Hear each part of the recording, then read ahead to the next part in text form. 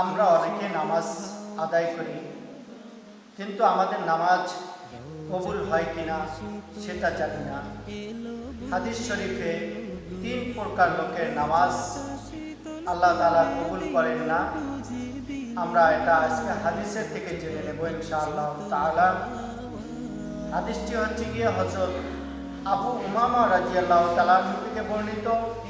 তিনি বলেন, রাসূলুল্লাহ সাল্লাল্লাহু আলাইহি ওয়াসাল্লাম ইরশাদ করেছেন, 3 প্রকার লোক এমন যাদের নামাজ তাদের কানের উপরে, অর্থাৎ আল্লাহ তাআলা কবুল করেন না। এই 3 প্রকার লোক হলো, 1 নম্বর, পলাতক গোলাম। যতক্ষণ না সে তার মালিকের কাছে ফিরে আসে, এই পলাতক গোলাম যে মালিক থেকে চলে যায়, এই গোলাম মালিকের কাছে আবার ফিরে আসার আগ পর্যন্ত সে যতই ইবাদত করুক না কেন, তার ইবাদত আল্লাহ তাআলা কবুল করবেন না।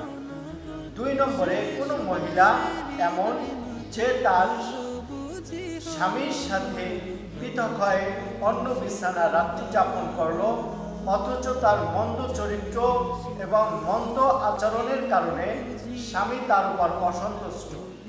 এই মহিলা যতই ইবাদত বন্দেগী করেনেওয়ালা হোক না কেন, যতই নামাজ পড়নেওয়ালা হোক না কেন, তার নামাজকে আল্লাহ তাআলা কবুল করবেন না।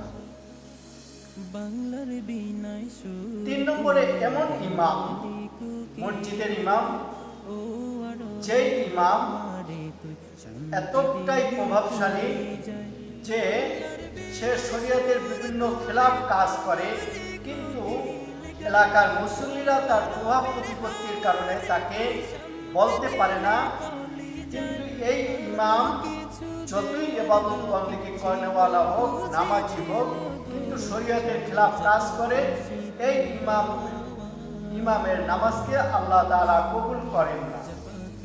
আল্লাহ তাআলা আমাদের সবাইকে এই 3 প্রকার লোক থেকে বেঁচে থাকার মতো তৌফিক নসিব করুন এবং মুসলমান হয়ে কবরে যাওয়ার মতো তৌফিক নসিব করুন। আমিন।